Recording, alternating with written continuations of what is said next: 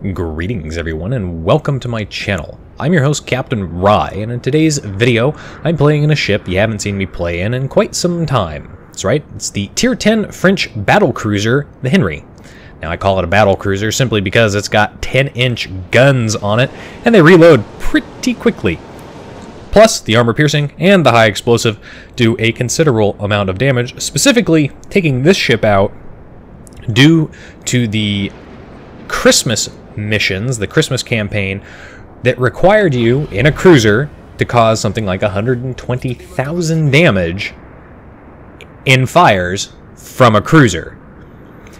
And the Henri is a perfect ship to do that in because these 10-inch guns have some ridiculous fire percentage on their high explosive shells, nearly 30%, if not 30%.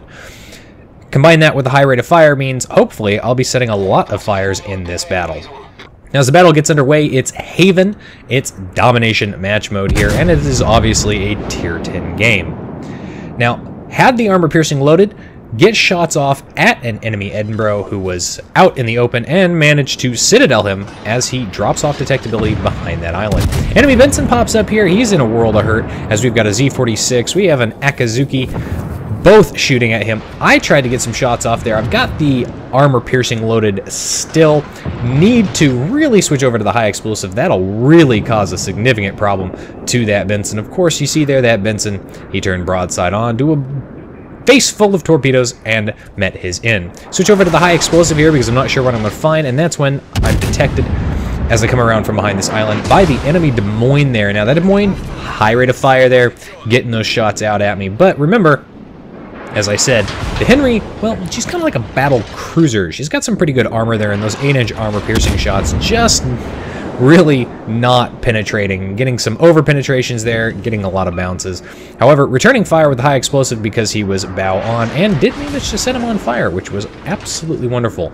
And I can see he's still on fire. Tried to switch back over to the armor piercing there before he disappeared, but mistimed my double tap on the 2 key, and in the end result was I had to wait a full reload. Now the other thing about the Henri and all French cruisers past, I think, tier 6, you get the speed boost on it. And the Henri with the speed boost active, as you can see there, it's been active for something like 2 minutes, and I've got 2 minutes left to go on this speed boost. But when I sail in a straight line, this ship will go 40 knots. And as we'll see there, you can see I'm being targeted.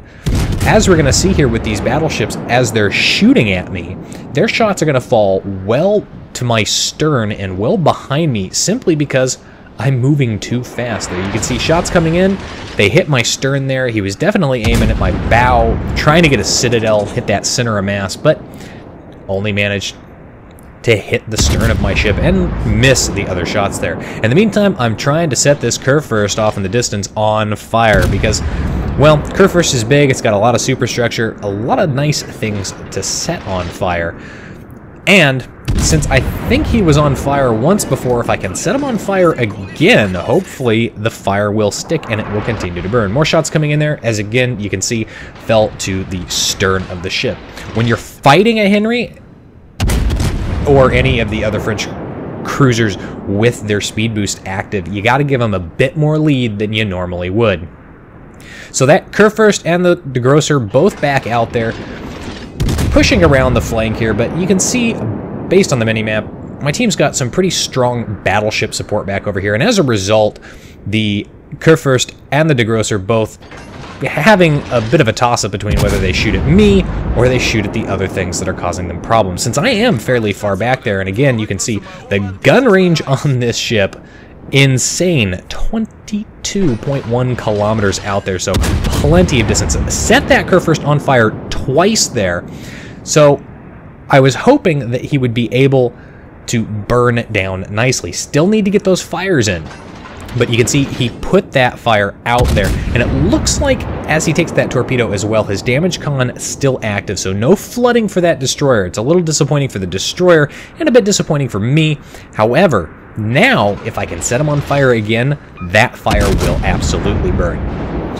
If it wasn't for the fact that I need fire damage done for this campaign, I would actually be firing the armor piercing, because the 10-inch armor piercing from this kind of range will absolutely wreck this Kurfürst in every single shot that it takes. It'll do something like 8,000 plus damage every single time coming in from that high angle into the superstructure and penetrating. Managed to set a fire on the stern of that ship there, so that one is the very least going to burn for a while. Speed boost is deactivated. I'm still being targeted, but I'm heading for the cover of that island, so hopefully whoever's trying to shoot at me will not be able to get shots off without having most of them blocked by that island. In the meantime, if you look at the situation in game here, my team started to capture the sea cap point. We've managed to kill all but one of their destroyers. We've already killed a cruiser, so that's going to suck for the enemy team, not having that destroyer advantage anymore. They started with that destroyer advantage, and now they don't have it at all. Set another fire on that Kurfürst, so now that's 2 fires burning. One on the stern will probably go out in a few moments, but at least the second fire will burn for a while. Hopefully for a little bit longer so that I can get that damage done. In the meantime, as I push up through the B cap point here, I'm detected. Now, I have a pretty small detection range, but it's still kind of a battleship detection range. It's 12.7 kilometers. So something is detecting me. Alabama up front within range. He's open fire. And he's got the high explosive loaded. This is kind of curious. The armor piercing comes in there. You can see both of those incoming shots from 2 different ships actually caused about the same amount of damage. Kurfürst still on fire there. Gonna try and get another fire out there. You see most of those shots shattered. 10-inch high explosive, definitely not the best to use at this kind of range against that Kurfürst. It takes a big hit here, but watch how much damage I do on a broadside Kurfürst with the armor piercing. 8,000 damage. It's a huge chunk of damage for him. Didn't get the kill on it. Kind of disappointed. Gonna push up here, again, use the island for cover. There's a lot of battleships back behind that island at very, very close ranges, and it's not really where I want to be. In the meantime, enemy Rune is out in the open and broadside on. He's also very low health, armor piercing loaded, shots out there. Because it's the 10-inch armor piercing, he could have angled, still probably would not have done anything for him. Citadel him, of course, Citadel with no health left, finishing him off. Enemy Edinburgh, that I'm pretty sure I hit at the beginning of this battle, has come out to play now. He's out in the open, and he's going to go ahead and turn broadside on me because he's got a battleship in front of him. Problem for him, broadside onto a Henri is like being broadside onto a battleship. Triple Citadel, finish him off. So there's a second kill there. My torpedoes just barely missed the degrosser. Enemy Missouri coming around that island. I've started backing up. Speed boost is up, so the ship changes direction quickly. These are 9-kilometer torpedoes. So even if both of those ships turn an angle away, these torpedoes, quick, will just continue to follow them. Now, notice that degrosser was angled, and I hit him with armor piercing. On an angled broadside, I did 6,000 damage to him. At this point, run into the beach, change directions, going to push forward here. Pretty confident right now because I've got my heal ability back up. The team's going to win any moment, provided nobody dies, and I just really would like to get a nice broadside shot into this Iowa. But, alas, it's not going to be. As I fire off those rounds, game's over. We win. A very quick battle for my team there. 108,000 damage. No major awards there, but I did complete the task I was looking for and actually completed a second task while I was at it, and that really, really makes me happy. However, because I didn't get any awards, I only got 2 kills, and I only did 108,000 damage. No caps, nothing like that. Only second on the team for XP earned at 1,300 base. Nobody quite managed to reach that 2,000 base XP, but hey, look at that. Everybody on the team earned more base XP than everybody on the enemy team being only 623 at the top there. Anyway, that's it for today's video, folks. If you liked the video, hit that like button, hit the subscribe button, leave a comment down below. If you'd like to get semi-regular channel news and updates, you can do so by liking and following me on Facebook. If you'd like to help support me in the channel, you can do so by becoming my supporter on Patreon. If you've got a replay like this one that you'd like to see featured on my channel, you can send it to my email address. And if you'd like to watch me play various games live as soon as I get my new headphones, you can do so by following me on Twitch. You can find the links for all of those in the video description down below. And as always, I'll see you next time. This is Captain Rye, signing off.